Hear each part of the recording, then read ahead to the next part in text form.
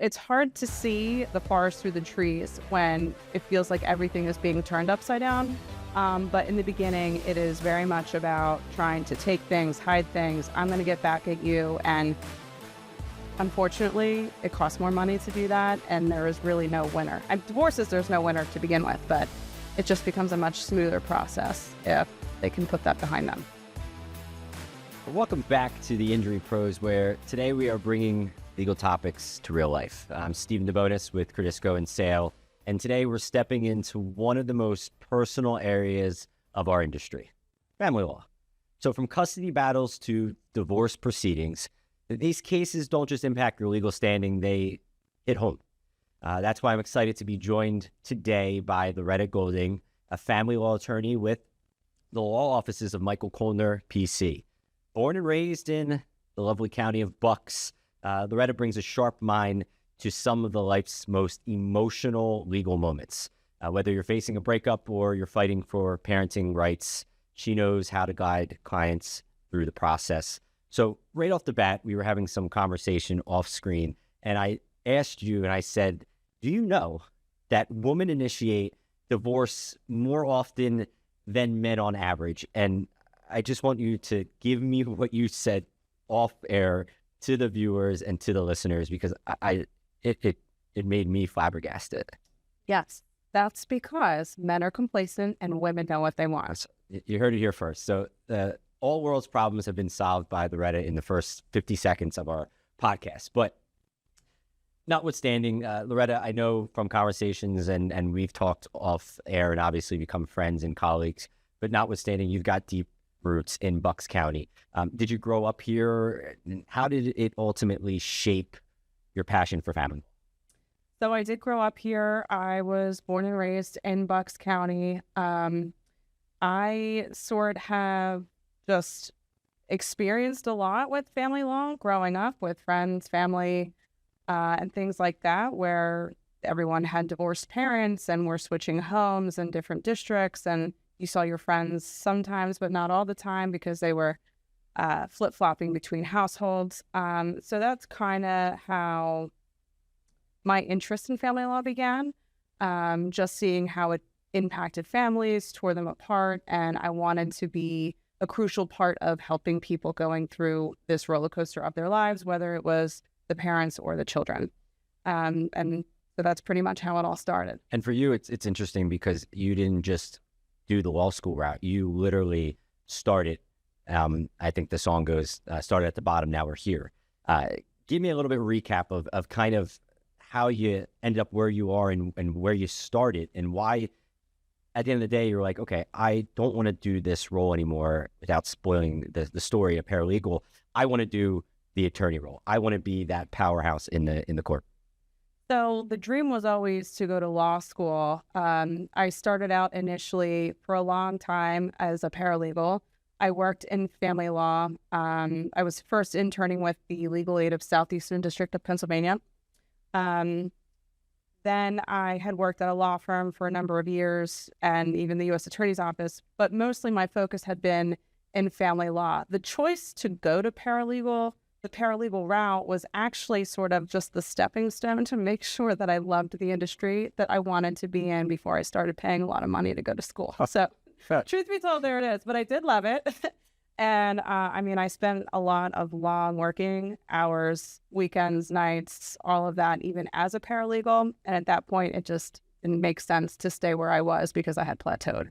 So we have a lot of viewers that are not just law related like yourself and I, but they're kind of people who are the paralegal route, the non-traditional law route, or may just be lay people listening and trying to get information in this particular realm and this episode, family law.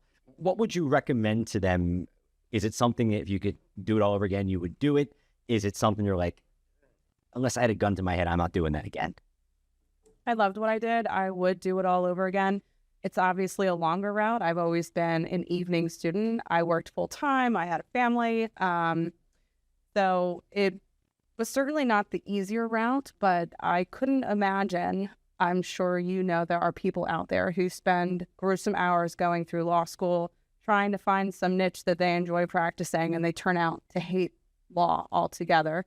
and now they're looking for a job doing something else. I didn't want to go that route. I wanted to make sure I was committed to what I was doing.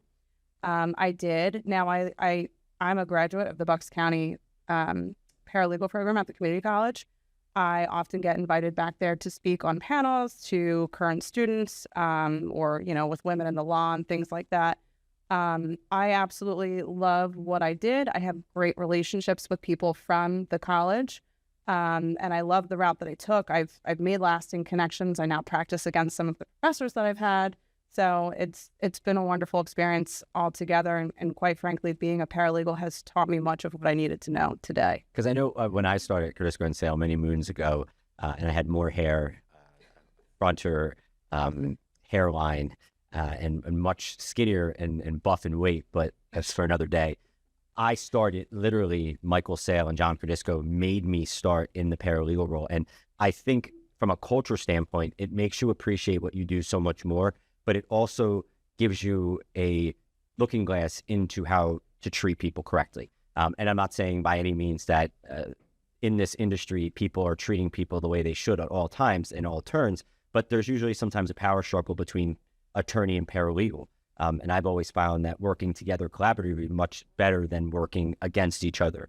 And that experience, while at the moment I didn't understand why I was sending letters of reps, you are so much more familiar with the process. And when you're asking your team to do something, you've done it. You've taken out the trash. You've sent out the letters of rep. And obviously in your world, it's different. But you've done all those things. And when you ask somebody, you're now thinking like, all right, I know how long it's going to take them. Is this too much information? Is this too much at once? Am I sparsing it out? Did you find that was helpful with you when you stepped back into the role as attorney versus a paralegal, that your connections with your team were that much stronger and solidified because you understood what it's like to walk literally a mile in their shoes? 100%. And I think we can relate and connect better, and our communication is much better because I know what it's like to be one of them, to have multiple tasks and deadlines and different cases to be working on. And so we understand each other much more than, say, a lawyer who doesn't know a paralegal other than stepping into a lawyer role and having a paralegal for the very first time. So it's one of those things. This is like, when you're a paralegal, sometimes you're expected to work really late and stay in the office.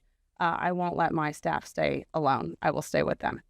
I'm going to have to check in, do a reference check on that, see if the lights are still on at the coroner's office after 5. But well, we're open until 5:30. Okay, fair enough. So they better still be on. We're going to have some trouble. So taking a sharp 90-degree turn here, what's the craziest thing that you've seen divided in a custody dispute?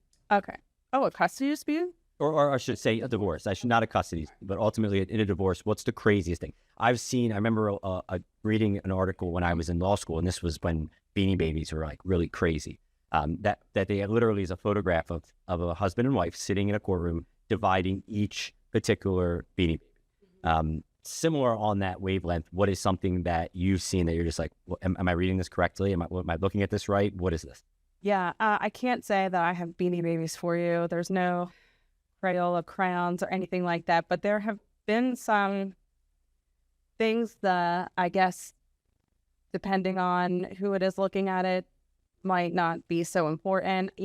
People want to go through everything they've ever owned, all the way down to the kitchen sink. And I mean it. Every fork, every knife. We're talking about the tea kettle, the pots, the pans, not even the refrigerator, more importantly, the pans. But some odd things to me in particular would be a propane tank. Okay. Is that in the ground still, or is it out of the ground? Or like a literal propane tank that you would go up and fill with gas? Yes. Oh, okay. Yes, a propane tank, not underground. Not underground. I'm thinking propane tank. I'm thinking like in Bucks County, a lot of the houses, I'm sure have the actual propane tank. Yep. But that would probably be even more justified than the propane tank. I have a visual of them both holding on to the handle of it and pulling back and forth the red container. Yeah, in fact, this case ended up going to arbitration over more than just a propane tank, but that was such a big contentious item since the day the case started. It was just awful. Now, there also have been, and this happens, I think, a little bit more with the men, but we're talking about tools. Okay. So the step stool, the ladder, one thing that came up to me was a Ryobi battery charger. Okay. And I think I have one. familiar. Like, I think I have one of them. All right, I have you one could of just them. go to Home Depot. You can probably get a coupon. It's not Milwaukee or anything. I mean, why do we care about Ryobi? Do you? We can see where your patronage lies when it comes to tools. I'm sure your husband is going to love that soundbite. So, in a divorce proceedings and just the whole procedure as a whole, do you find that when the ultimate initiation of the case begins, that people just become petty? Like it in my mind, it just seems like some of the things that you're mentioning right now, that has to be a higher level of being petty, to the sense of like, if you're going to make my life hell, I'm going to do that back to you. Absolutely. Things are extremely petty in the beginning because the emotions of everyone is extremely high. Whether you're the person initiating the divorce or not, it's incredibly emotional. One of the things that I find is one of the greatest challenges is getting your clients to realize that it becomes easier when you put the emotions aside. I'm not the one going through divorce. My family's not getting ripped to shreds. I understand it's much easier for me to say than it is for them to do. But people tend to, more often than not, tell me at the end that I was right. They wish they would have listened to me sooner. And, it's hard to see the forest through the trees when it feels like everything is being turned upside down. But in the beginning, it is very much about trying to take things, hide things. I'm going to get back at you. And unfortunately, it costs more money to do that. And there is really no winner. Divorces, there's no winner to begin with, but it just becomes a much smoother process if they can put that behind them. So I was thinking about this in preparation for today. And I was thinking of in what ways does PI law and family law kind of collide? And outside of the minor compromise rem and obviously custody of who has the proper authority to bring a complaint or bring a claim of action, I was also thinking of the emotional toll that it takes. From a PI side, you're meeting people in their worst day when their life, like you kind of said, has been ripped to shreds. It's been flipped upside down. They're injured, not to no fault of their own. And in many times, you represent people who didn't cheat. They didn't make the decision. They want the marriage to work.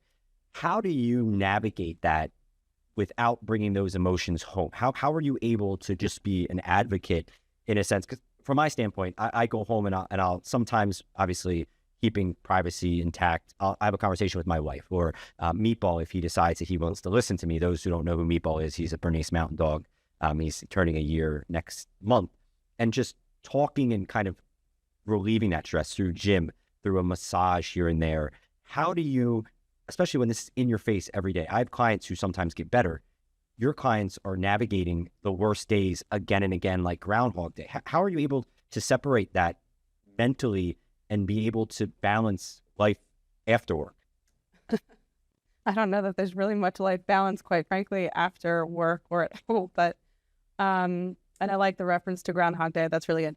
But, I mean, I go home, if anything, it makes me more thankful for my own family and the stability that I have. Obviously, if that were to turn upside down, I'd be having a different conversation. But sometimes you just have to turn it off. I mean, it's a hard thing to do, but I have to go home and I have to focus on my family. I have a husband, a son, I have 2 dogs, and they need me too in the best condition that I can be in. I'm exhausted. I'm tired. These Gucci bags were not free, right? I mean, they cost me some hours of sleep on a daily basis. But it's just the work that you put in and trying to be the best version of you for everyone that you have to cater to. Is there now, obviously, I know a little bit about family law, go through law school, you kind of get a crash course, but not to the degree or expertise that you practice. And we had workers' comp individuals on here, PI attorneys, but is there like a myth that people think family law has, or about divorce or about custody or parenting rights or whatever it may be, that you hear it time and time again? Like for the PI side, the myth is that we're ambulance chasers and that we go outside, and when somebody gets hit in an accident, we take our business cards and we throw them as we drive by. And that's what I envision. Okay. I mean, it's but since you brought it up. Is there something in your world that you hear time and time and you're just like an audible sigh that this isn't true? I will explain it away, that a myth exists in family? Well, I guess there's 2. On a more professional level, when you're talking to other adults or lawyers, they seem to think like, oh gosh, I would never do family law. It's just, there's so much baggage. It's so emotional. You might be a punching bag a bit for your clients, but sort of similar to you, you're dealing with people at the worst time of their life. I mean, I can't imagine that there's that many areas where lawyers aren't dealing with clients in a bad point in their life, hence the litigation, unless you're doing like mergers and acquisitions or something. And I don't know, something like that. But from a client perspective, certainly the one thing I hear very often that is not true is that if you leave your house, it's abandoned. Okay. Now talk what that means a little bit, and we're going to shed some light on, I mean, obviously we could talk for hours on family law, Sure. But the biggest pressure cooker items, and again, correct me if I'm wrong, would obviously be the custody disputes and ultimately divorce, would be those two things that I would assume, and I'm making a very big presumption, that you deal with on a larger basis. Now, talk a little bit in what setting that abandonment, if you leave your house, how does that play into ultimately the larger picture of which I would presume would be a divorce? So when people are thinking about getting divorced, they oftentimes want to leave the house, or they want their spouse to leave the house so that, they can move on, get away from whatever the situation might be, whether it's just a toxic marriage, abusive relationship, what have you. So they think that if I'm, a wife getting divorced, and if I leave the house to go get an apartment, that I've somehow waived my rights to this house, like I've abandoned it, and I'm going to lose custody somehow, and all these other things, which is not true. And I'm not sure where this is written somewhere. I would love to find it. I should probably consult Google and find out where everyone's getting the Reddit or something. I have no idea. But it's just not true. It's, separation is important in a divorce because it's sort of like, it's like the marker on but the beginning point of how things are valued and how we determine what the landscape is going to look like at the end. So what happens at separation is important, but there's no abandonment. It's not like I left one day and, I waived my rights to everything in my house, including my house and maybe my kids and my dog. On the flip side, is there a time frame that you technically are abandoned your family and you do waive those things? Obviously, you just touch base on the fact that just moving to an apartment to get to maybe a more stable environment doesn't do that. But is there a flip side of that? Like if I just peace out for 2 years or 3 years, is there anything statutorily in Pennsylvania that you waive a right? Like, can I leave for 5 years and then come back and still claim that I own the things in the house and the possessions and belongings? Assuming that those possessions and belongings were things that were acquired before you separated, 100%. You had mentioned 2 to 3 years. Honestly, we have cases where people will come back. This will be it could be 20 years after they've lived separate and apart on the other side of the country, don't know how to find their spouse, want to get divorced. They don't even really know what property there is other than the main things like the home. But yeah, absolutely. When it comes to marital property, these are things that are acquired in the more black and white sense during the marriage, or things that have, their value has accrued or increased during the marriage. So 100%. Now, one of the funny things, at least now with that, is that if people had separated long ago, and they had moved out of the house, but now they are initiating the divorce, we'll call it 5 years, not 3. But 5 years ago, the housing market wasn't as wonderful as, say, it is now. So now you're coming back, you're asking for a divorce, and the increase in value has now given you so much more equity, and you haven't even lived there in 5 years. Is that a contested thing that's ongoing now? Like, are you having to pull out the archives of that many moons ago to get a fair evaluation of the house? Is that an argument that, because ultimately the dream is that when a person initiates a divorce, it's not contested. I would think that would probably be the easier route for most people, because I think we both can agree here, divorce and custody battles can absolutely be draining, and you ultimately don't want to get to the courthouse, but it's better. Is it ultimately better to avoid that? Do you find that people are more happy when they're at the table? And obviously there's different ways that things settle in divorce. You mentioned arbitration. I'm sure that mediation is also a facet as well, and it doesn't always go to the court. In your experience, which one do you kind of feel, or which one do you kind of see reoccurring that everybody kind of walks away beat up a little bit, but they're much more in a better mental state and standing than, say, if they fought it out throughout the whole way? For sure, people are leaving the table in a better mindset if the case is settled amicably. It requires, to settle a case, it requires everyone to concede things. They're giving up on certain things they would otherwise want or might be entitled to.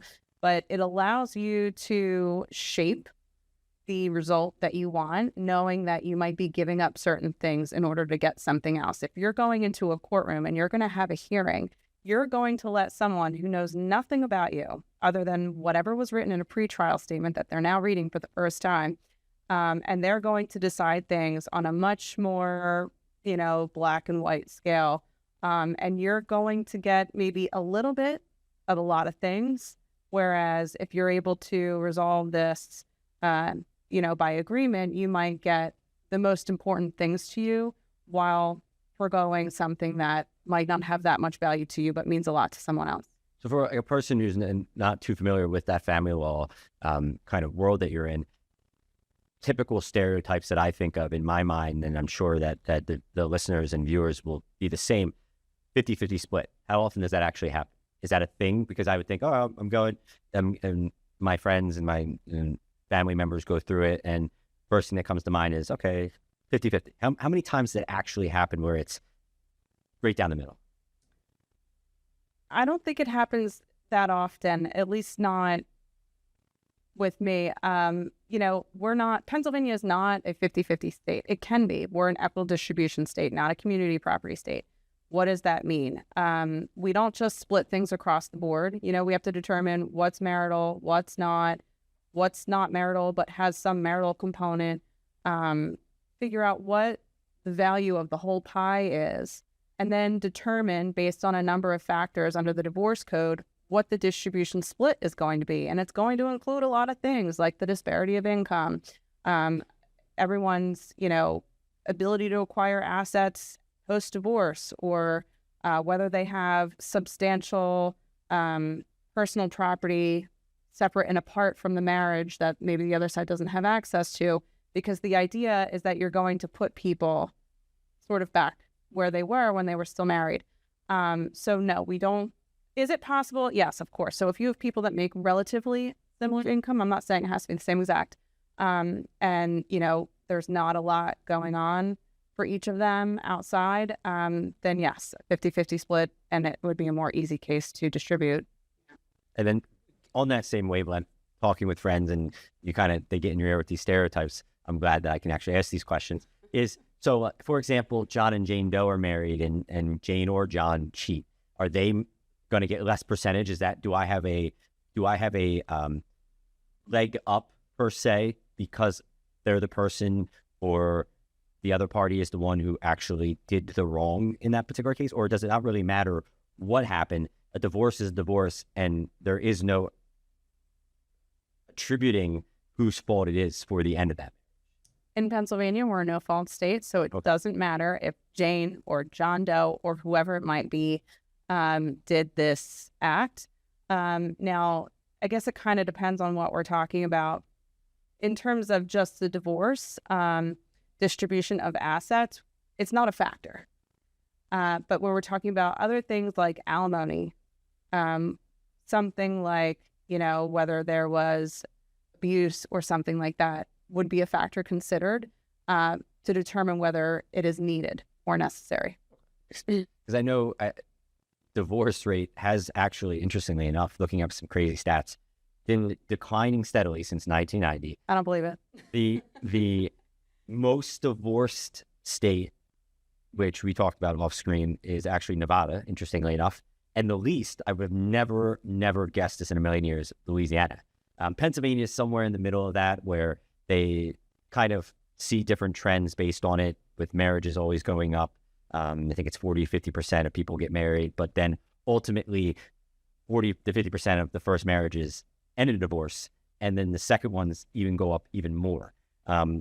So with that in mind, this is obviously a field that is continuing to evolve and is always going to be there. Do you find any pros to being able to walk into a courtroom in Bucks County and wherever you practice and have a upper hand on, say, a attorney who's out of county trying to represent somebody else?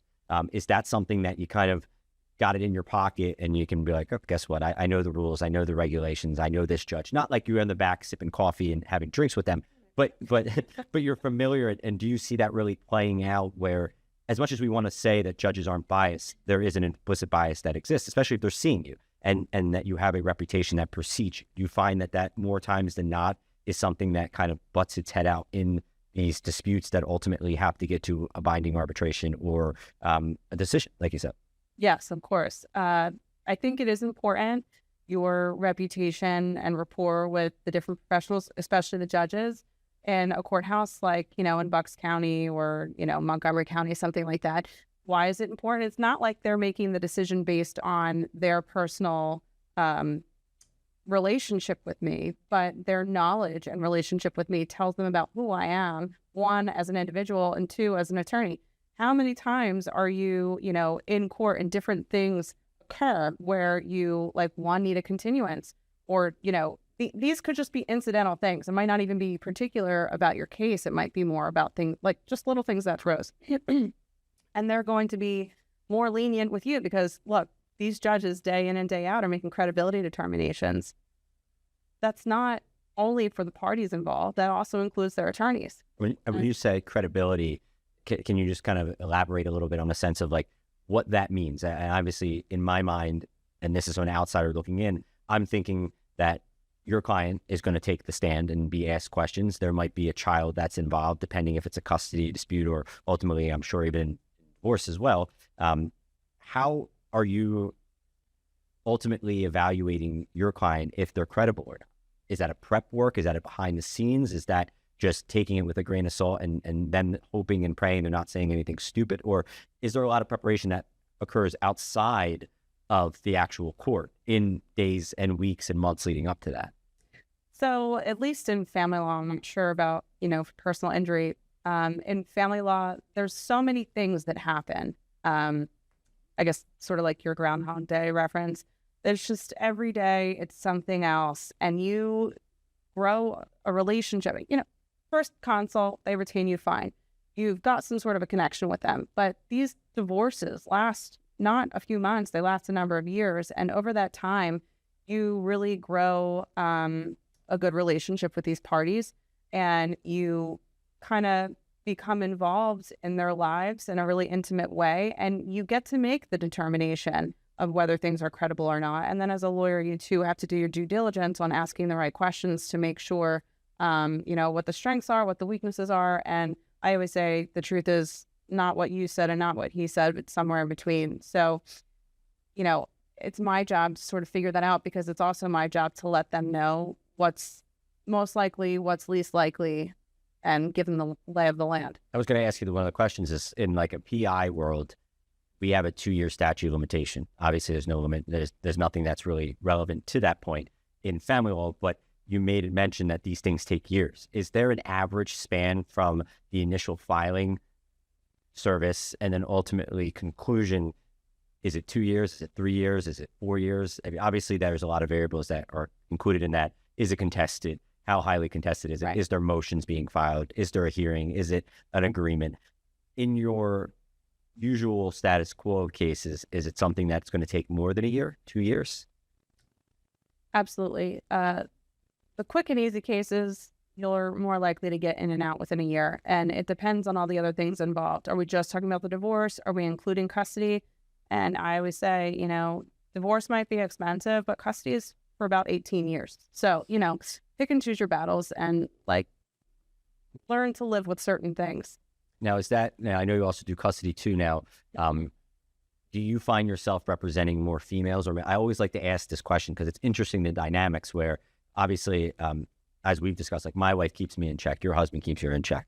Obviously, it's interesting to kind of how we butt heads, but I've always found that the best representation sometimes happens with the opposite sex, because you're almost working in tandem towards the common goal, but you're getting an interesting perspective in a sense of the opposite gender's opinion. Do you find that that's very similar in your work, or you find like I just work generally better with females based on what you opened up with, that they know what they want, and full circle that's kind of how it works, or is it the complete opposite, that you have males that come in and you find that they're more receptive to what you're saying and the kind of lay of the land that you're giving them on how to approach the case? Interesting you ask. I've had this question asked of me several times. I really don't think I represent one more than the other. I should check. But I don't find that I connect with anyone better than the other. It doesn't really happen that way. And now family law generally, I know that we've kind of harped a lot on divorce. Just for those people that don't know, me included, what's just a general procedure look? Say, okay, I'm looking to get a divorce. When do I have the conversation? Do I talk to my spouse about it? And obviously, I'm sure many times that you feel like you may be a therapist or a punching bag through this process. But for someone listening and they're like, all right, I don't know if this is the best decision for me. How do you get that procedure started? Like, am I just going and calling you up and saying, hey, I want to have a sit-down conversation about this? Because it seems that you have to help somebody who wants to help. And what I mean by that is, the analogy is, the person has to want to take the first step for divorce before that even happens.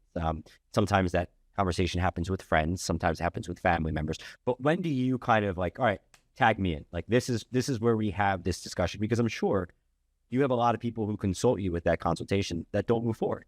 And statistically, I don't know if you know off the top of your head how many people that is, but how do you kind of explain to somebody who really doesn't know if this is for them or not for them, because there's obviously risk involved, but it's a long process and it's draining? It really depends on the individual that I'm having a consultation with, because there are people that will come to me and they're not really sure that this is what they want to do, but maybe they're afraid because they can see where things are going. What does that necessarily mean? It depends. I have to sort of feel them out. I'll ask questions. I always start with, look, give me the lay of the land. What is your marriage like? What are the issues? How did we get from the day I said I do to where we are now? Because I want to understand those things. I'm not here to convince them to get divorced. I don't, if your marriage is going to work, like, so means let it work. I'm here to help you when you want to go. So tag me when it's time, but and when they tag you, what is, from a very, this might be boring administrative stuff, but like, what is the mechanisms that have to be in place? From our side, PI side, you have 2 years to file a complaint or settle the case. If we don't settle the case, meaning sign the release, what happens is we need to go to litigation. Litigation entails a filing of a formal complaint. Pennsylvania is a fact pleading state, so you have to be very informative in what you're putting forth in information, date, correct defendants, theories of negligence. How does that kind of look in your world when the person taps you in and says, all right, we're ready to go, let's roll? What are you doing? So it's not necessarily the same thing that you described with personal injury. The most important thing in the beginning is establishing the date of separation, which we kind of talked about earlier. It's usually the date that the parties began living separate and apart, but a lot of times people are not living separate and apart. They stay in the same house all throughout their divorce. So is that required? It absolutely is. But, there's different ways to determine the date of separation, whether it's they live in separate homes or whether it's an in-home separation. And is it because he filed for the divorce, or is it because you've made some prior affirmation where you've expressed and agreed that you're from here on out living separately and you're, doing your own shopping, your own laundry. You don't care about birthdays, anniversaries, or anything like that. Like, you're completely living separately at that point. You're roommates instead of... Because it sounds like an oxymoron. It's interesting you say that, like living separate but living together. So if I'm understanding this correctly and picking up what you're putting down, you're telling me that in the Commonwealth of Pennsylvania, you can begin that tolling of separation time even if you're still living together? Correct. And that could be it. I'm going to go to the extreme here. Can it be that you're still sleeping in the same bed, or is that a no-no? Well, yeah, I mean, it's very fact specific. I mean, that's what I'm glad you said that. You could hit the nail on the head. It seems like it's very elaborate in a sense where like it's a case by case basis. I can say go pound salt, but I'm still sleeping next to you, and that could be established of that. Now, At the same token, there are people who sleep in separate bedrooms and want to claim they've been separated, but they really have not. Their finances aren't separated. Their lives aren't separated. All the holidays are spent together with everyone's family as they're still going on vacation, still celebrating anniversaries. and does that reset the separation clock time?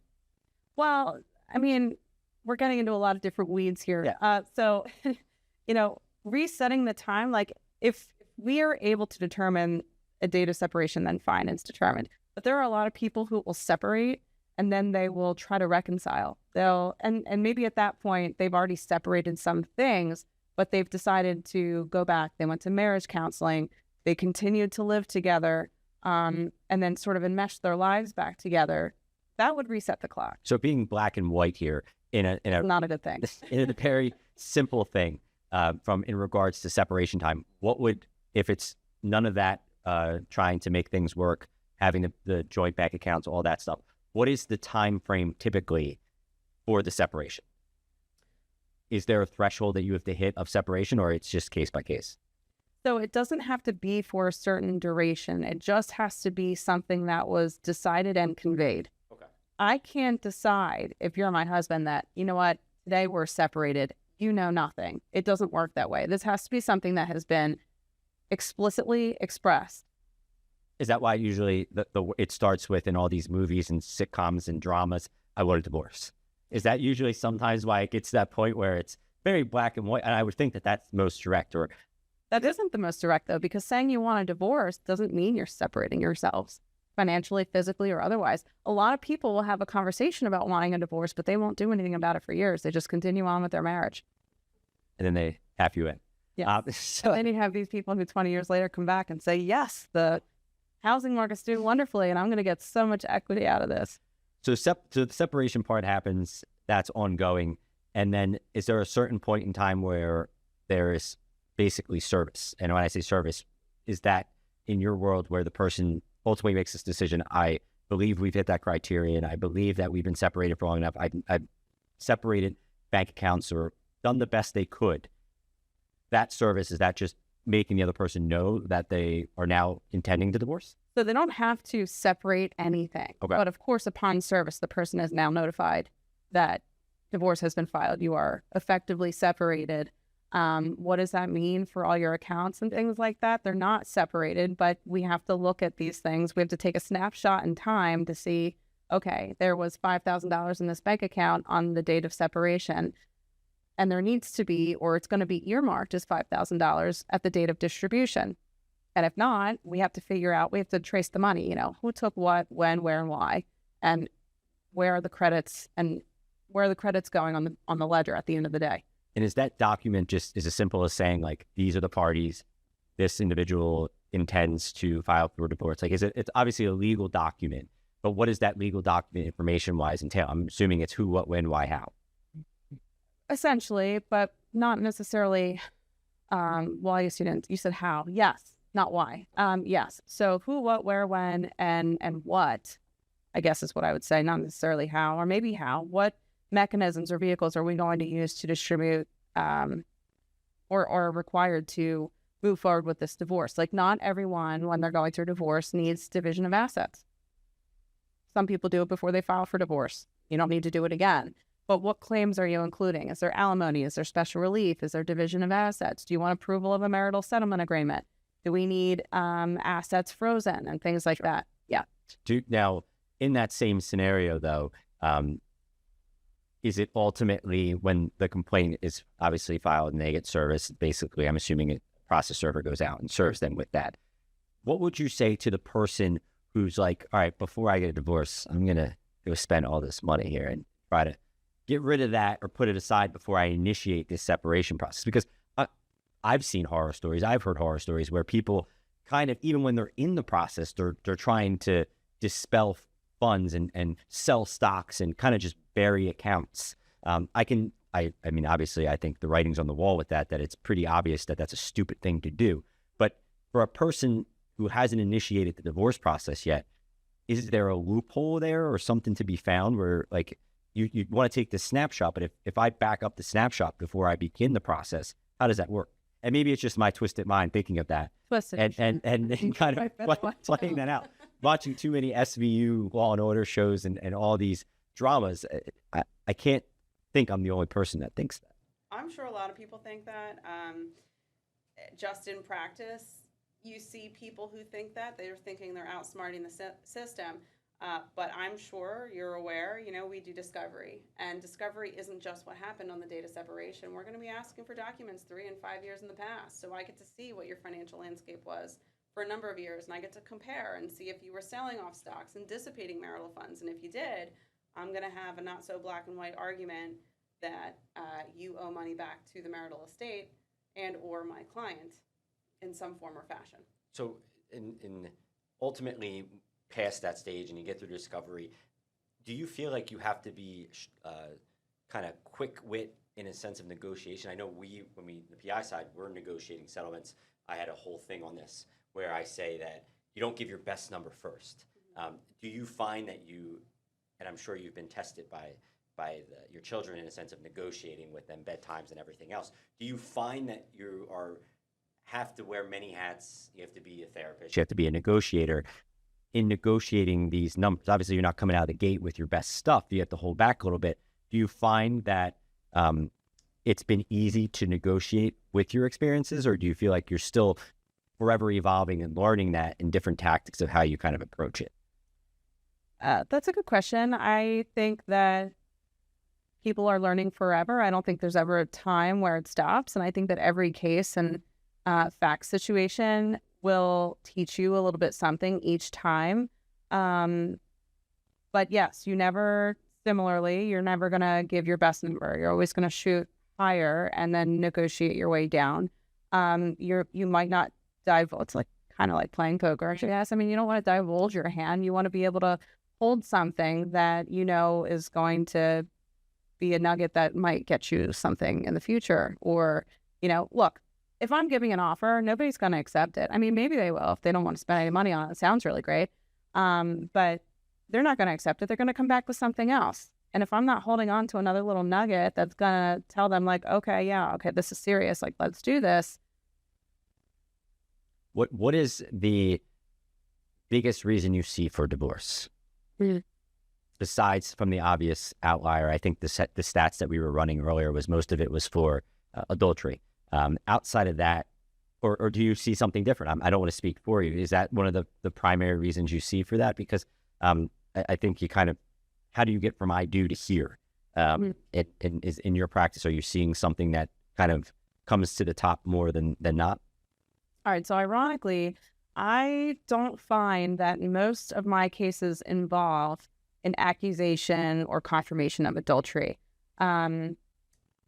More often than not, there just seems to be a lot of toxicity that revolves around mental health issues and or substance abuse issues that, sort of run hand in hand. So there are just, I couldn't even give you an average of what that might mean because they're all sort of very different. Some are just mental health crises. Others, maybe who are undiagnosed or decided to take the day off. Others might be, someone who's an alcoholic or is self-medicating for things like PTSD. So it's really hard. And I think, especially in those types of cases, people want to make excuses for the behavior that their spouse is exhibiting and that they're becoming victim to for such a long time that one of the most frequent things I hear in my consultations is, I should have done this a long time ago. Is there so that what you just explained about the mental health break or an ongoing diagnosis, is that fall under a certain category, or is it just very, in my mind, I'm thinking as we talk through this abandonment, adultery, are there enumerated categories for the filing of a divorce, or is it just very open up, just a box and says describe why this marriage failed? Is it kind of that general? It's more or less that general because we're a no fault state.